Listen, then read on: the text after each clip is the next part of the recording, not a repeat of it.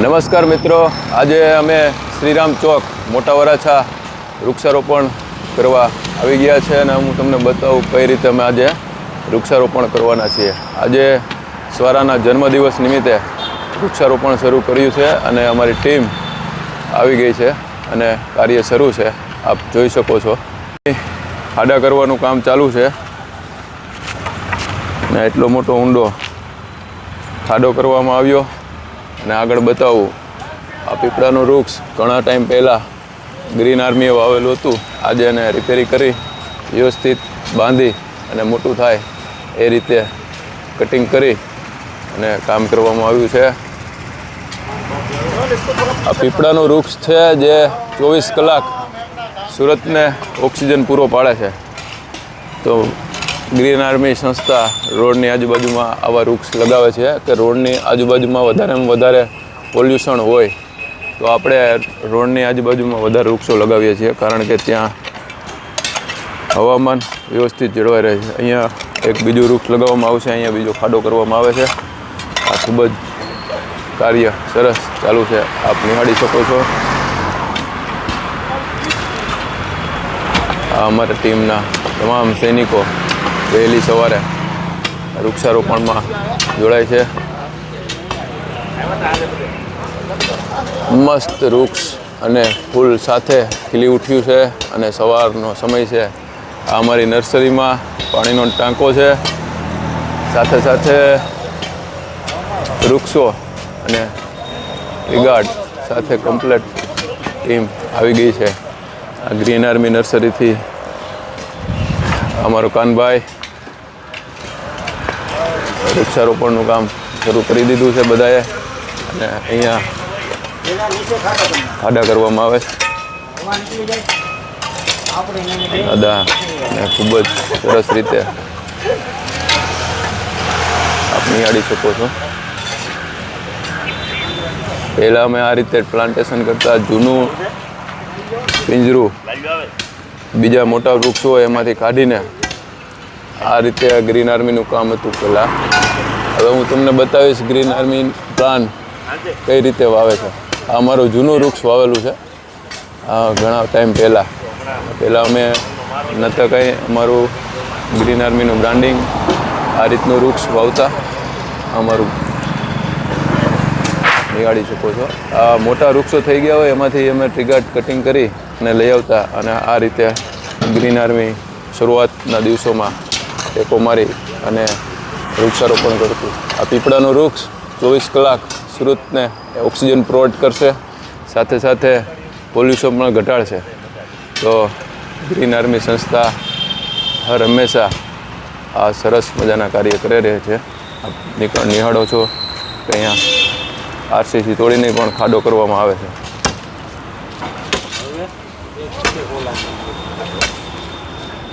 જોઈ શકો છો. અને અહીંયા આ પ્લાન્ટ રોપવામાં આવશે. લગભગ 10-12 ફૂટનું મોટો રોપો છે અને અહીંયા અમે વાવશું. વ્યવસ્થિત ખાડો કમ્પ્લીટ કરી આપ જોઈ શકો છો.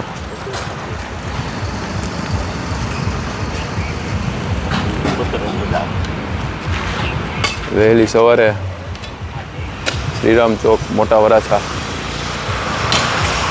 કાર્ય શરૂ. અહીંયા બહુ હરિયાળી છે અને આજુબાજુમાં ઘણા વૃક્ષો છે, છતાં પણ ગ્રીન આર્મી ક્યાંય ખાલું રહેવા નથી દેતી. જ્યાં જગ્યા મળે ત્યાં વૃક્ષારોપણ કરીએ છીએ. આ વૃક્ષ અહીંયા લાગશે, હમણાં અહીંયા બ્લોક પાડ્યા છે અને ખાડો કરવામાં આવશે. આખી ટીમ કમ્પ્લીટ કામ ચાલુ છે. અને આગળ હું તમને બતાવું, આ ગ્રીન આર્મી આ રીતનું વૃક્ષ લગાવેલું છે, આપ જોઈ શકો છો. અને આમાં ઘણા લોકો વૃક્ષના થડમાં થૂંકતા હોય તો અહીંયા ગ્રીન આર્મી એક બોર્ડ મારેલું છે, ગુટખા તમાકુ ખાઈ મારા મૂળમાં ઝેર ન થૂંકશો, મને જીવવા દો. આ વૃક્ષનું કહેવું છે અને સરસ મજાનું આ વૃક્ષ થઈ ગયું છે. અને અમારા donation data Shri Smith hospital and infinity centre દ્વારા આ વૃક્ષ લગાવવામાં આવ્યું છે. એના ડોનેશનથી આ મસ્ત મજાનું પીપળાનું વૃક્ષ મોટું થઈ ગયું છે. આ વ્યવસ્થિત આ રીતે કટિંગ કરી અને ઊંચું વૃક્ષ બને અને ઘટાદાર વૃક્ષ બને એ માટે કટિંગ કરવામાં આવે છે. દરેક વૃક્ષની સાળ સંભાળ લેવામાં આવે છે. જેમ કે વૃક્ષ ઘણા હમણાં પવનના હિસાબે નમી જાય છે, એટલે વ્યવસ્થિત સીધા કરી ટેકા મારી અને નુકસાન વૃક્ષને ન થાય એવું કાર્ય હંમેશા ગ્રીન આર્મીના સૈનિકો કરતા જ રહે છે. તમે પણ આવું કંઈ કામ કરવા માંગતા હોય તો ગ્રીન આર્મી સાથે જોડાઈ શકો છો અને આવા કાર્યમાં સહભાગી થઈ શકો છો. હું તમને બીજું એક વૃક્ષ બતાવું આગળ, જે ગ્રીન આર્મી દ્વારા વાવવામાં આવ્યું હતું ઘણા સમય પહેલાં.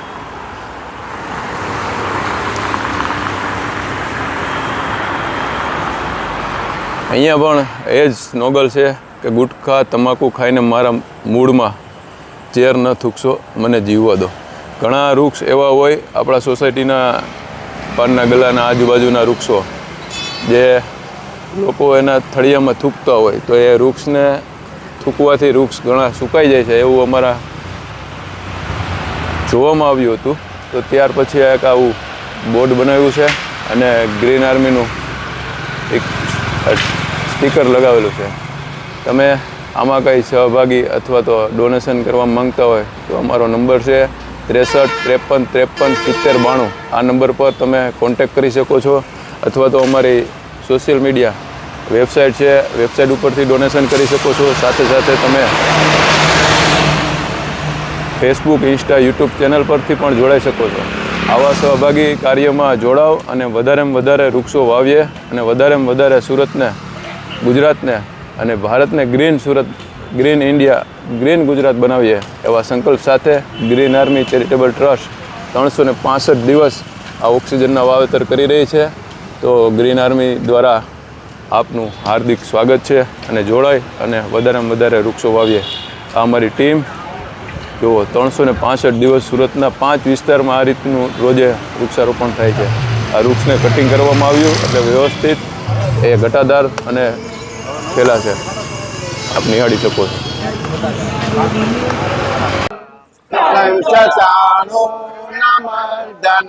દેવકી પરમાનંદમ કૃષ્ણં વંદે જગદ્ગુરુ કૃષ્ણ બ્રહ્મા ગુરુ વિષ્ણુ દેવો મહેશ્વર ગુરુ સાક્ષાત પરબ્રહ્મ તસ્મૈ. સીધું કરો તો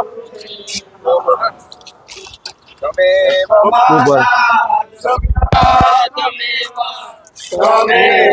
બંધુ ચ સખા તમેવ તમેવ વિદ્યા રત્નમ તમેવ તમેવ સર્વ મમ દેવ દેવમ યા દેવી સર્વભૂતેષુ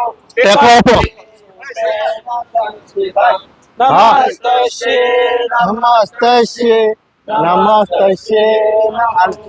14